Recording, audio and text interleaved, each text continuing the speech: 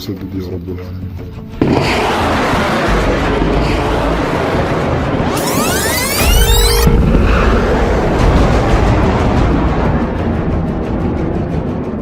Israel dilaporkan diserbu serangkaian rudal hipersonik yang diluncurkan Brigade Al-Quds.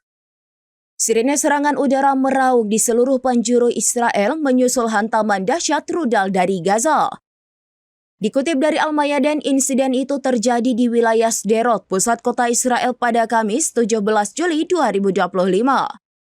Sementara itu, media Israel melaporkan rudal tersebut menghantam fasilitas militer dan instalasi penting. Bahkan rudal hipersonik pejuang Al-Quds berhasil menembus sistem pertahanan Iron Dome.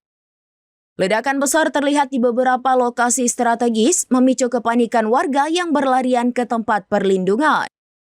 Dalam serangan terpisah, pejuang Al-Quds menargetkan buldoser Israel dengan granat kejut di wilayah Khan Yunis.